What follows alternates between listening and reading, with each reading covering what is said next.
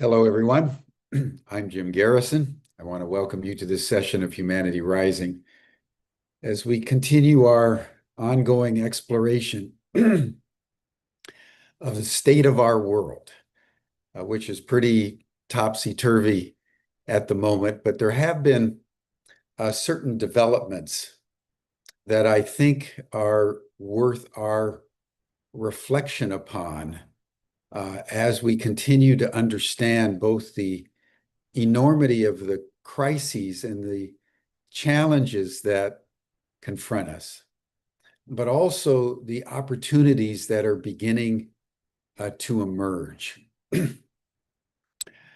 Last week, excuse me,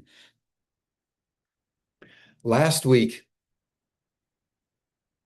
I opened the discussion by bringing in an observation that was made by a New York psychiatrist about not only her patients, but her family and friends, where she says we're all experiencing brain overload. It's as if we have 74 different tabs open in our brains all the time.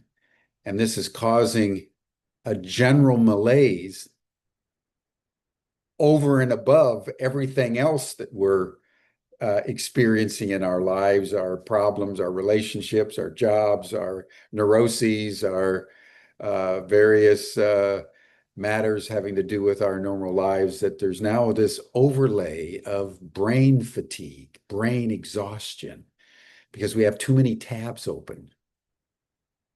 And so we're starting to suffer short-term memory loss, people in their 20s, not just people in their 80s. We have higher irritability. We are lacking our capacity to focus. Our attention spans are getting shorter. We're becoming compulsive about our social media. We can be on phone calls, she said, and even though there's no reason to check our cell phone or our computer, even while we're talking to someone, we're, flipping channels and looking at social media, even though we know that we don't need to do it. We actually don't even want to do it, but there's this neurotic compulsion that is taking over our lives, that the more we're losing our focus, the more we're engaging in compulsive and habitual behavior. It's very interesting to observe. I've observed it about myself. I've observed it with just about everybody I know. People are having little breakdowns. People are having stress attacks. People are having panic attacks. So in the midst of all this, it's very important for us to remember just to call out some of the themes from last week, which I think are important for us just to bear in mind, which I'd like to very briefly enumerate. And then I'd like to take up a few geostrategic issues that pertain, I think, very specifically to what we need to be paying attention to. The first is that all of us are on a hero's journey in this moment in history. Doesn't matter whether you think of yourself as a hero or not. The situation mandates that we elevate our perception of who we are, because our generation has been both cursed and blessed to be alive and making decisions, both individually and collectively, at what is arguably the most consequential moment in all of human history.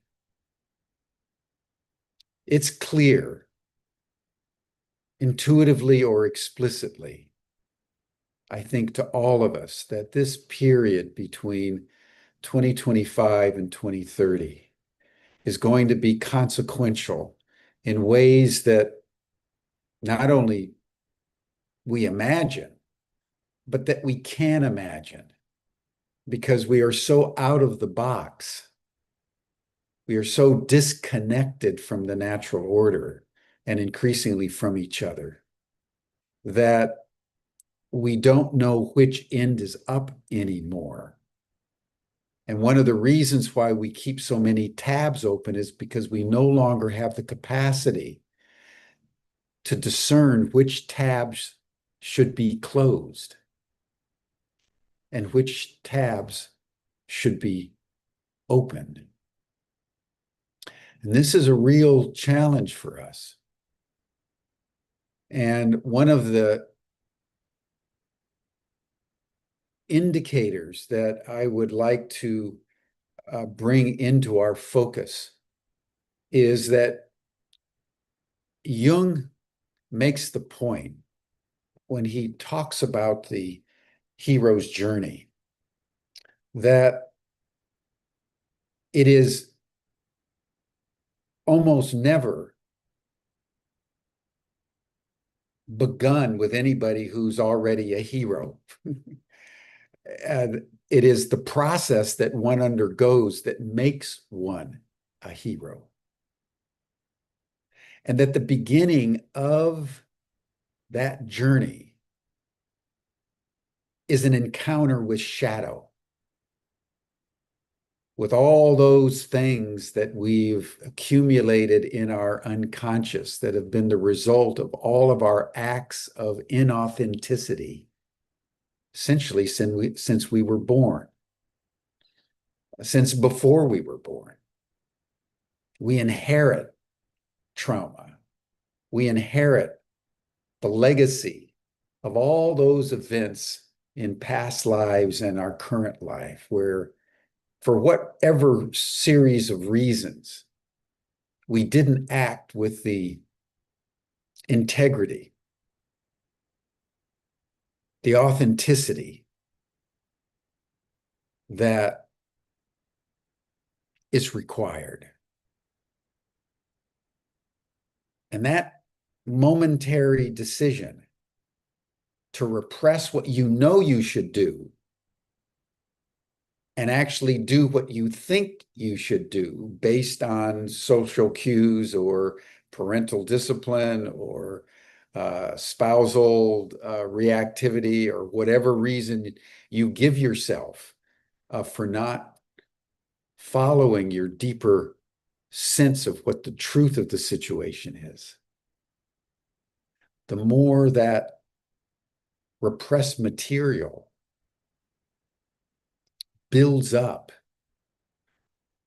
in your psyche until you start to manifest neurotic symptoms or you have a breakdown of some kind or another.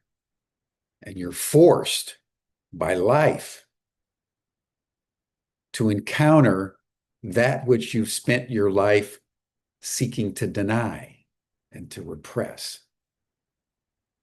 And it's our courage in that moment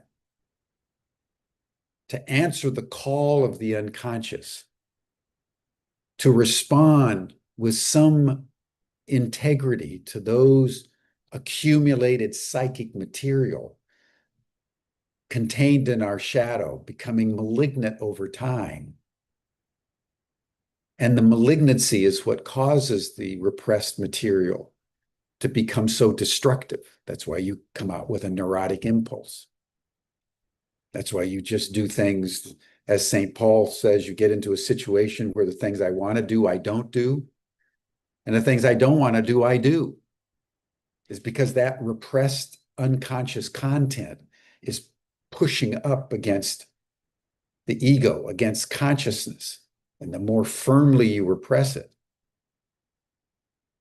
the more firmly it seeks to come out in a distorted and destructive way.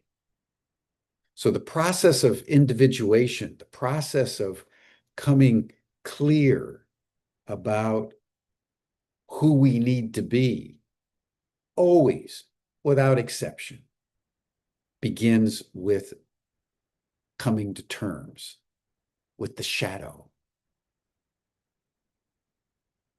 All that repressed material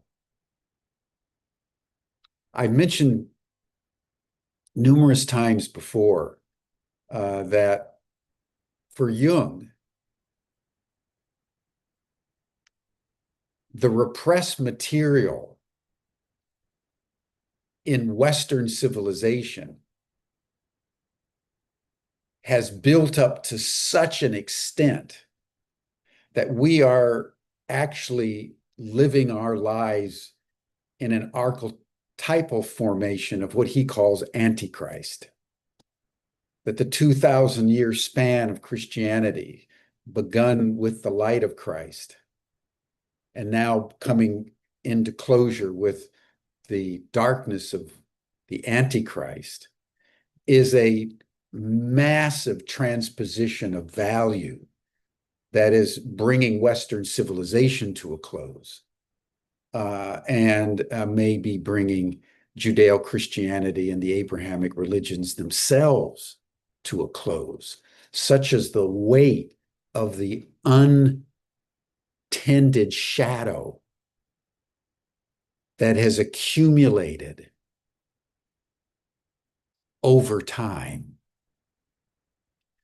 I want to take a few minutes and highlight the gravity of what this means, because it is essential, my dear friends, that we understand the gravity of the situation in which we find ourselves so that we can know precisely what it is that we need to do.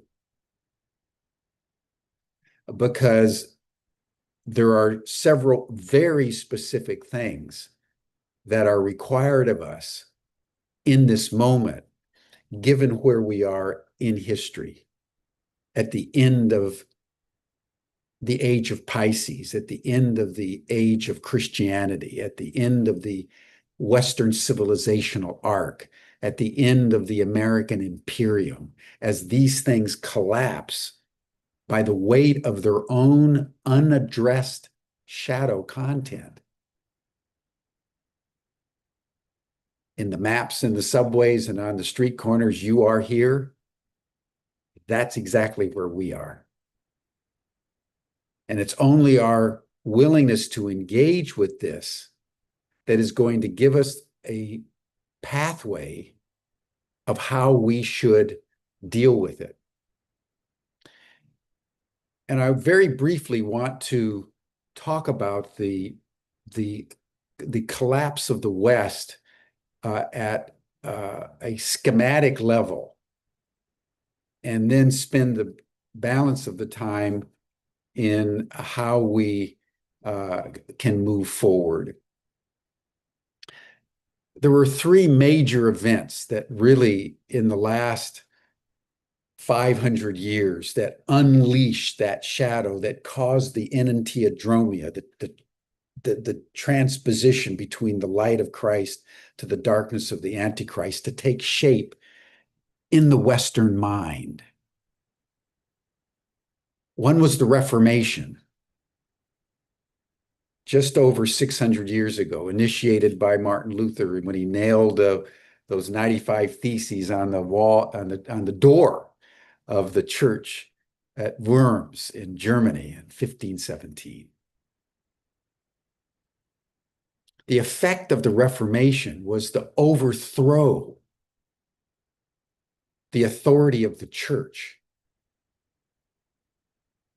And in the chaos that ensued, the relentless wars between the Catholics and the Protestants, and the persecutions and the upheaval that gripped Europe for well nigh a century, with the collapse of the moral authority of the church, the governments began to subsume all the authority that the church had now vacated.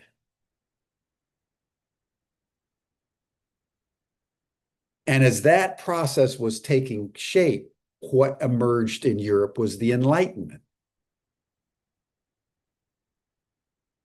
And the Enlightenment further repressed the church by asserting that now we were sophisticated, we could deal with reality through reason, through rationality, through the scientific method. And the dogma, the unconscious contents, the angelic beings, the demonic beings that you see on something like Chartres Cathedral were all superstition.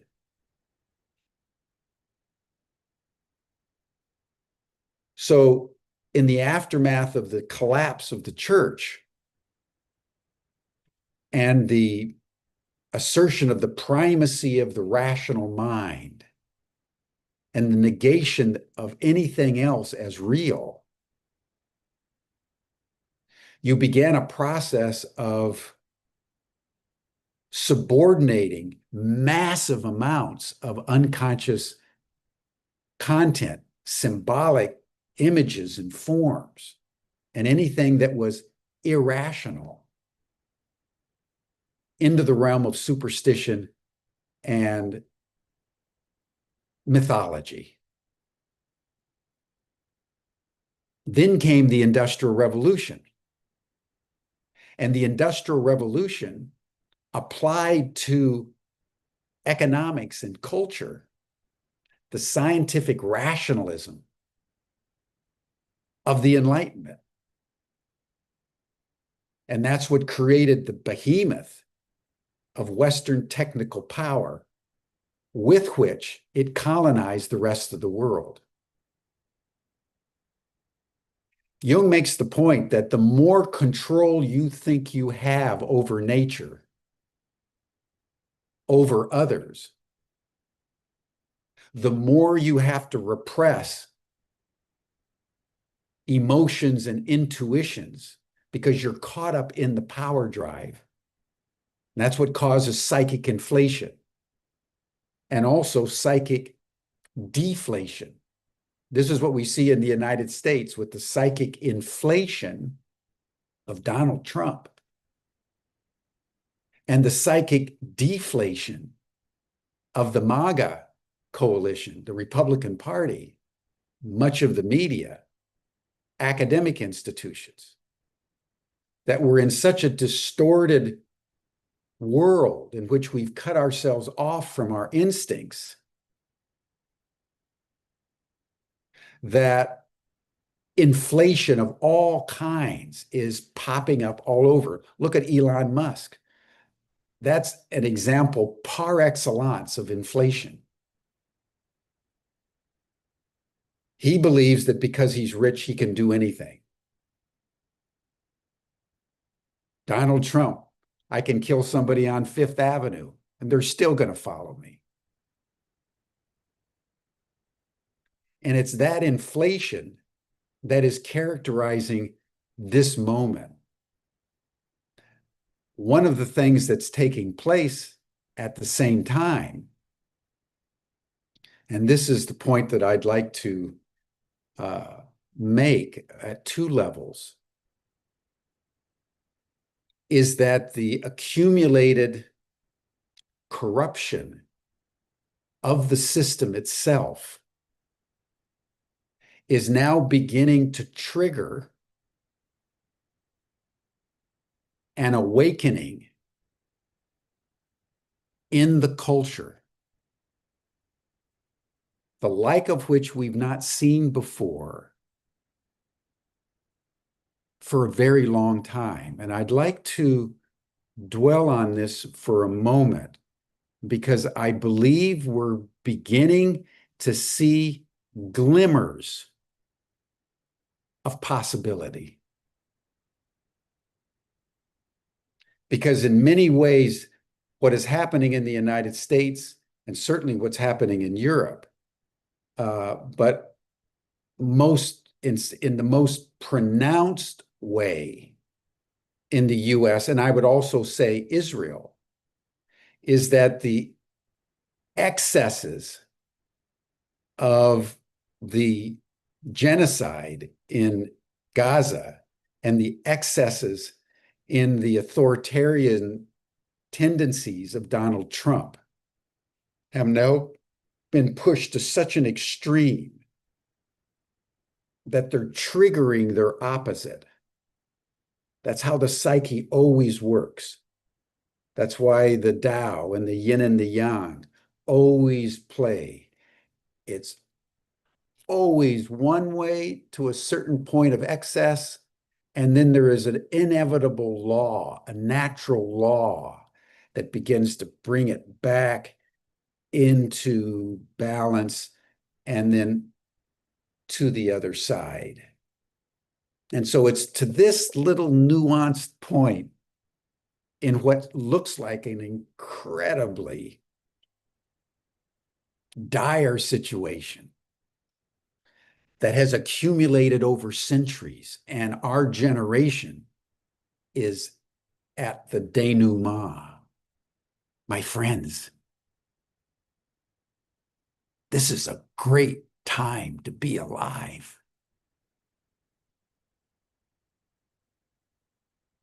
This moment determines the fate of our earth as we move into the future in ways that we can't imagine. So for us to be awake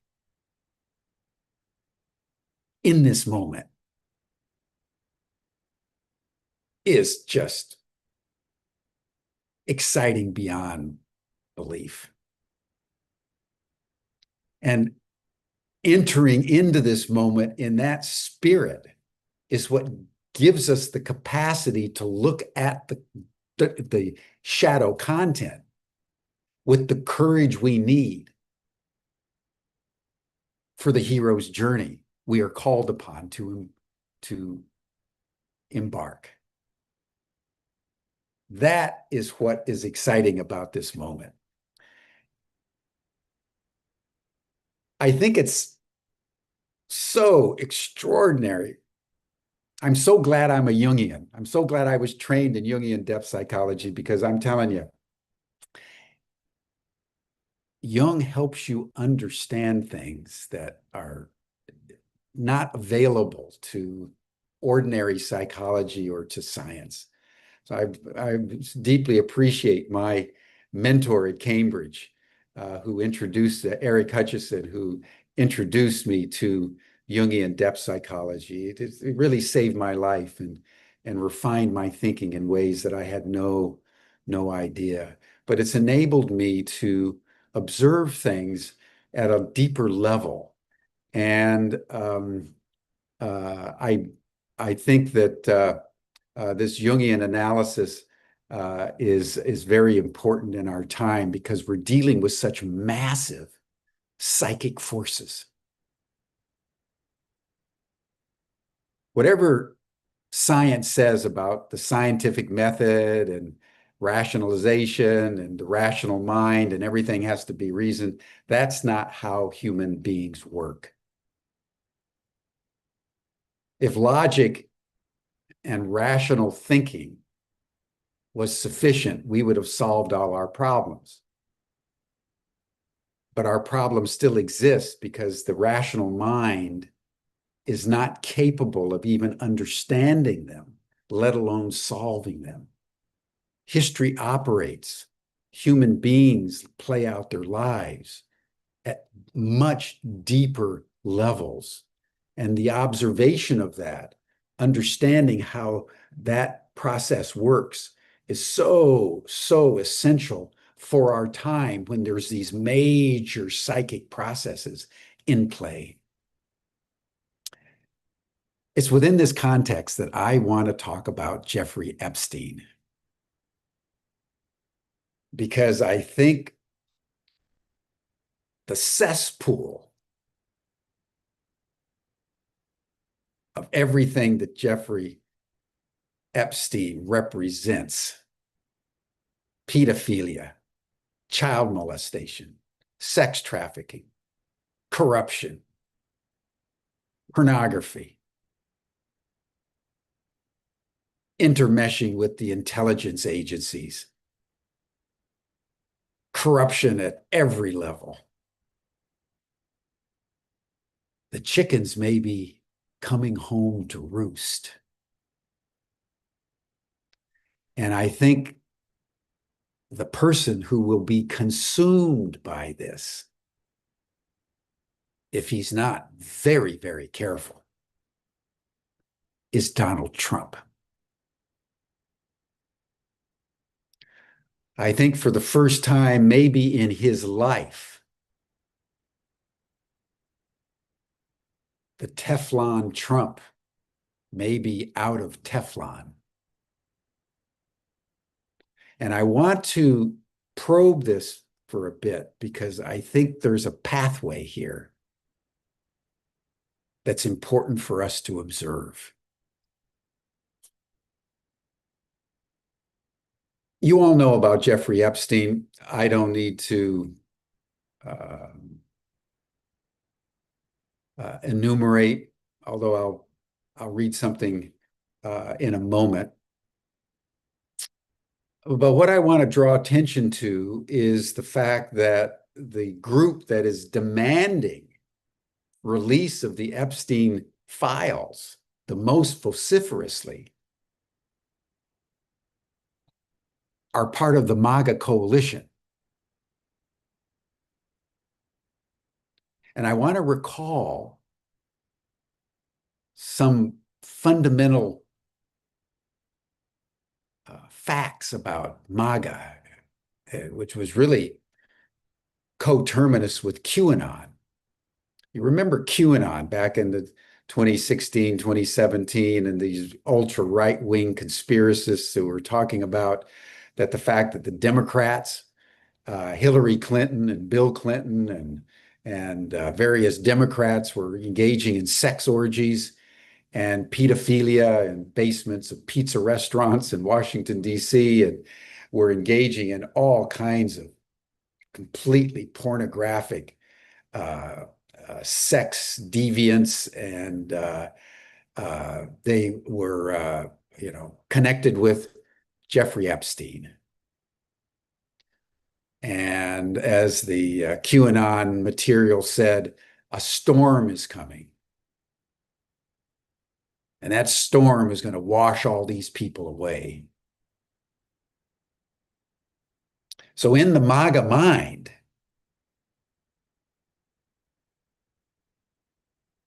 the Epstein material, or the complexio around Epstein, was associated with the Democrats and the Clintons and others. And Trump was going to be their savior, particularly after, he was shot in the ear and escaped assassination by millimeters. He was saved by God so he could save America. And boy, when he got in, man, there goes the swamp. There goes the deep state, at the heart of which was this pornographic child molestation, pedophilia ring organized by the Democrats. Well, it turns out Donald Trump was best friends with Epstein for many, many years until they fell out with each other.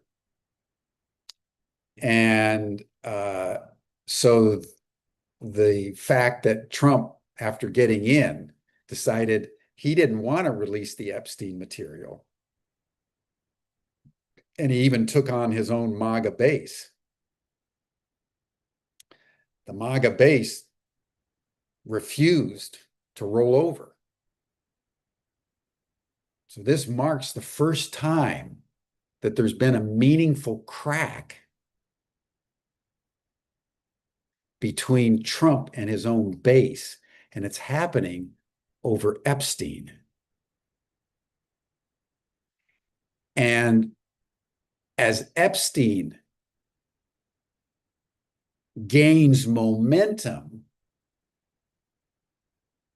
the MAGA base is beginning to wake up about the genocide in Israel.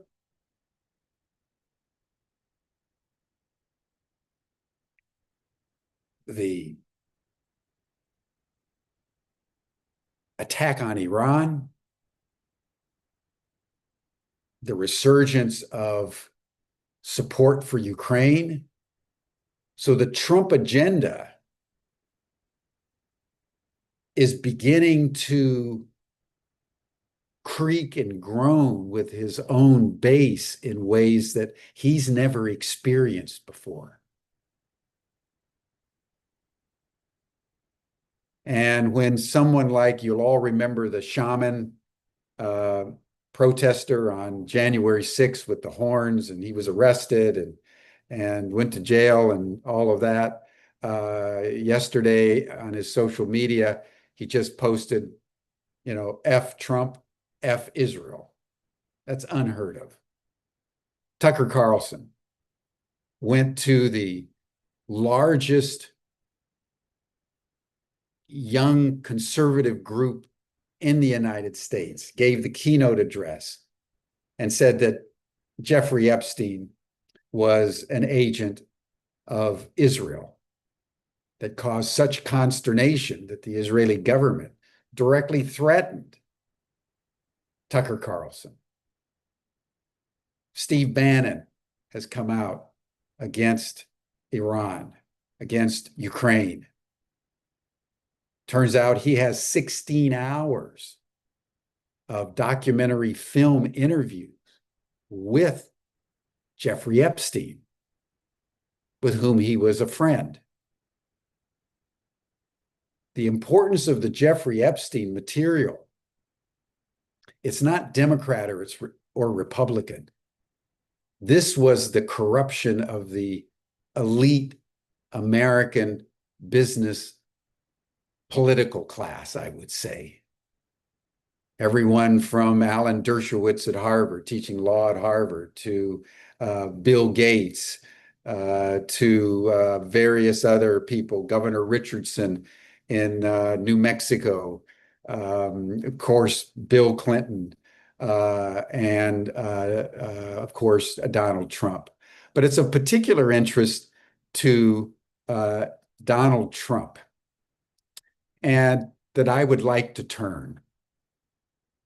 And I want to read something to give you an idea of not only what we're dealing with in terms of Epstein, but the personality of the man who's in the Oval Office of the White House. And as all this material begins to come out, as it surely will, because there's now a feeding frenzy, it is highly likely that Trump could fall in a very ignominious way. I want to read you something from Chris Hedges, who's one of the leading journalists of our time. We're hoping to have him give a keynote at the State of the World Forum. I'll be talking about the State of the World Forum, giving people a major update next week, where I'll be beaming in from the Psy Games in Charlottesville, Virginia. So that whole momentum is going very, very well, and we'll be reporting on that next week.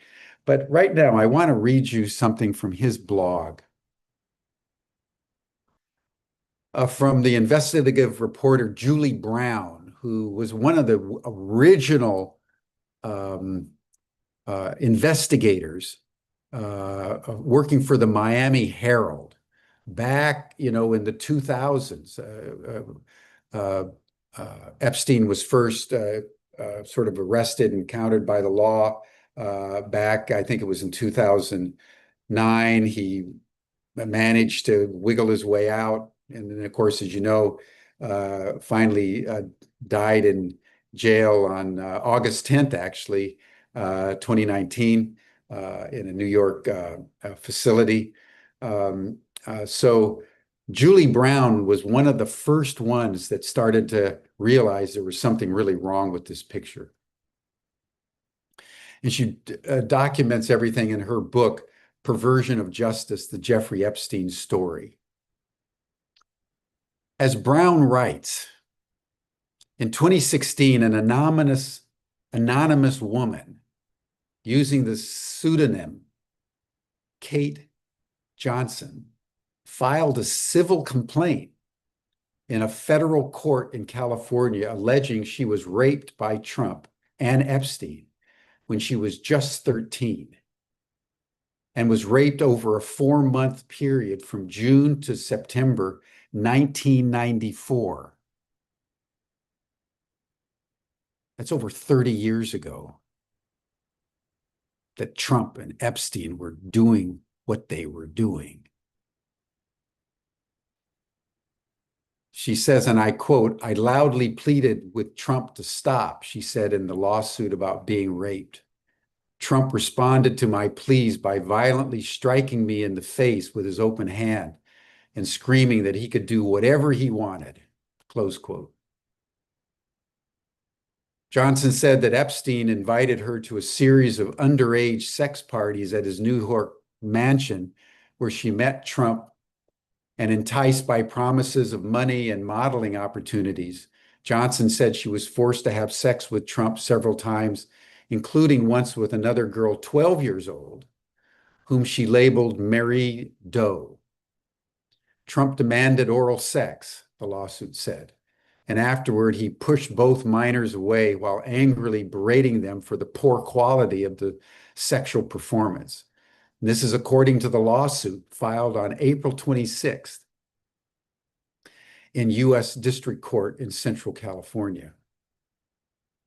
Afterward, when Epstein learned that Trump had taken Johnson's virginity, Epstein allegedly attempted to strike her about the head with his closed fists, angry that he had not been the one to take her virginity. Johnson claimed that both men threatened to harm her and her family if she ever revealed what had happened. The lawsuit states that Trump did not take part in Epstein's orgies, but liked to watch, often with the 13-year-old Katie Johnson giving him a hand job. It appears Trump was able to quash the lawsuit by buying her silence, and Katie Johnson, whoever she really is, has simply disappeared. No one actually knows where she is. So when we're thinking about the President of the United States, when we're thinking about this growing clamor for information about what really happened with Epstein, and now there's a subpoena to Bill and Hillary Clinton from the House subcommittee on lawsuits and investigations.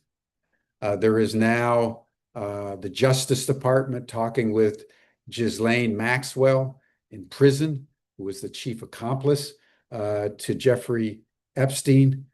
The media is all over this. The president has lost control of the situation. He's doing everything he can to divert attention from this matter. But the more this comes out, the more not only will Trump be revealed for the man that he is,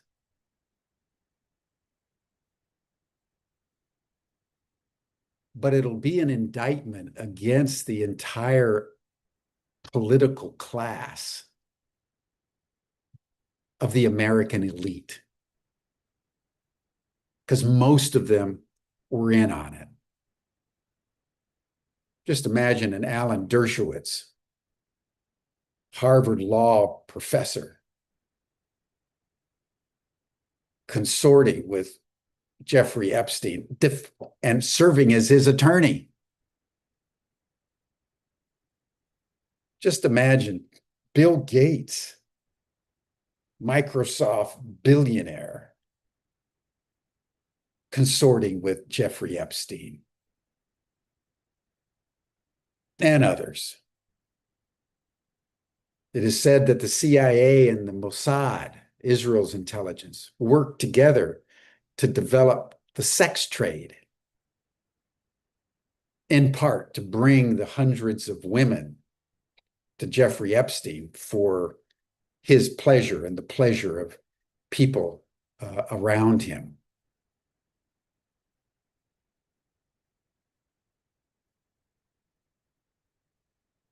It's this same mentality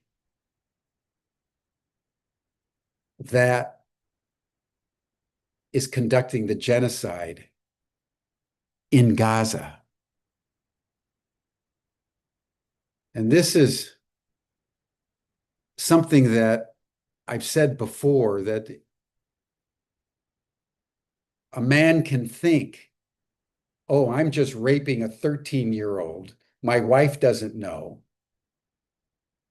And when it's over, I can put my tie back on, take a shower, put my tie and suit back on, and go home, and nothing's changed. I can act like I'm normal. You can't, because the consciousness that would engage in rape of a 13-year-old and then uh, uh, strike her for giving her virginity to some other man and then threaten her family is the consciousness that would commit genocide in Gaza. It's the consciousness that would use nuclear weapons. It's the consciousness that would put all the detainees in cages, as they're doing in Florida in the Everglades, and shipping them down to El Salvador and shipping them off to the Sudan or Somalia, where they're kept under deplorable. It's the same consciousness. Circumstances don't make a person. Circumstances reveal who they are. So I want to just juxtapose for a moment some pictures uh, that just came through CNN.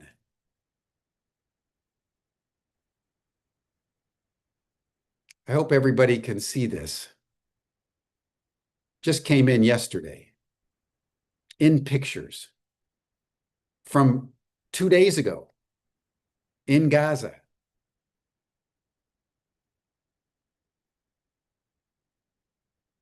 Just take that in. That little boy is 18 months old. He's the exact age of my grandson, Claire and my grandson, who's running around healthy and full of life in California, while his brother is starving to death in Gaza. How do we think these thoughts?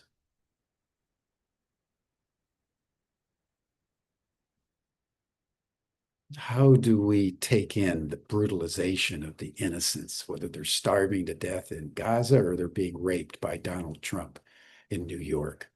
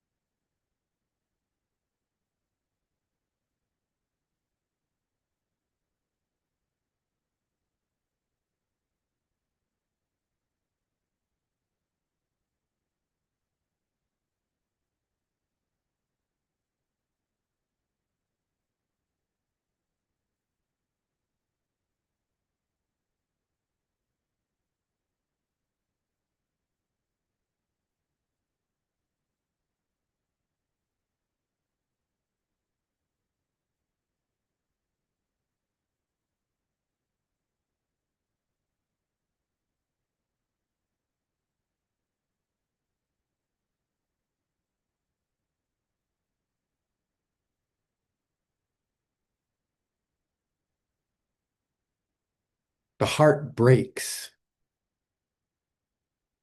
at such a depth that words are swallowed in the grief that overwhelms the soul.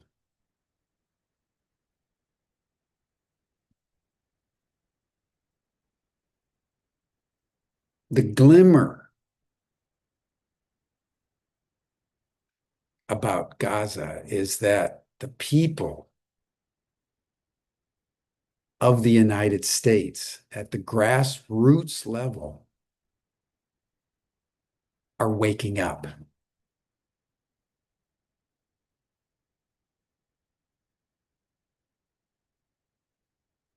They're waking up about Epstein.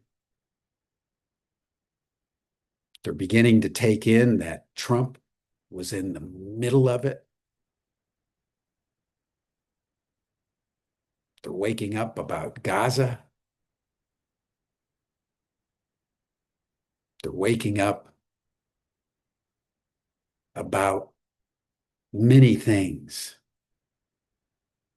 as the policies of the current administration with the tariffs and with the deportations and with the cruelties are beginning to assault not only the common sense of the people, but the moral core that all of us have, no matter how beaten down we are. Because we know from Viktor Frankl in Auschwitz, suffering the greatest deprivations, that meaning, our capacity to create meaning, is what constitutes the pathway to illumination. But it only can begin, Jung said, with a confrontation with the shadow. Because it's not until our conscious self can begin the integration of our unconscious shadow content and we begin to own that we are responsible for Gaza. All of us. That we begin to own that we are responsible for Epstein. All of us. That we begin to expand the boundaries of the psyche and intuitively are given what to do next. And sometimes the way forward, as we're, I think, challenged to do now, is to continue to take stands like on Gaza, no matter what the resistance, to do everything that we can to support further illumination of the Epstein material, no matter how horrific it is, because it is that very act of bringing the shadow content into the light of day that in an extraordinary, miraculous way nobody really understands. That's where the healing begins. And I know many of you are often consternated that I talk so much about Gaza, that I talk so much about the shadow content of war. But I know that unless and until we're willing and ready and able to own it, not as out there, but as in here, and take that accountability. And because we feel that accountability, we act in the public square.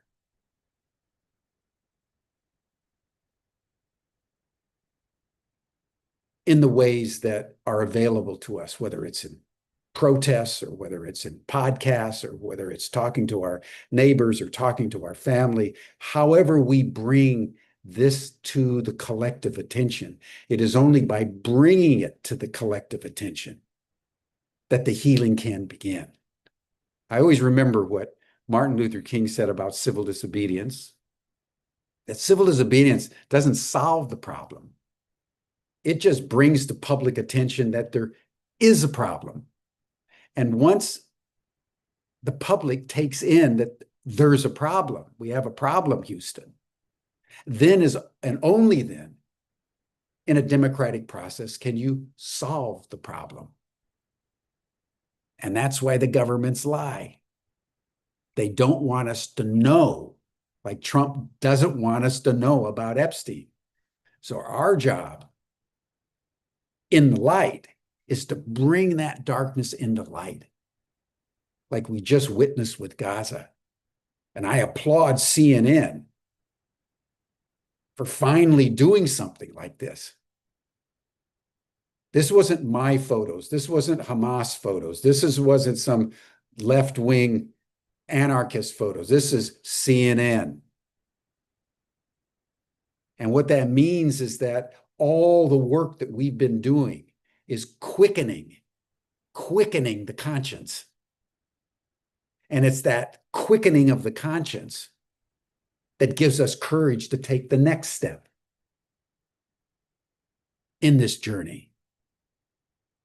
I'm very excited, as you all know, because my next big step with Tom Eddington and many of you is a State of the World Forum, where we're going to take all these issues and bring them together over a multi-day period. And it's going to be incredible. That's what I'm doing. Shannon, Stan, others of you are doing wonderful things during the week with our chat group. That's what you're doing. All of us are alive right now for a reason. And that reason ultimately is to bring light into a dark world, not by negating the darkness, but by inviting the darkness into our light so that it can be amalgamated in an alchemical process, mysterious beyond our comprehension, that leads to the enlargement of our souls.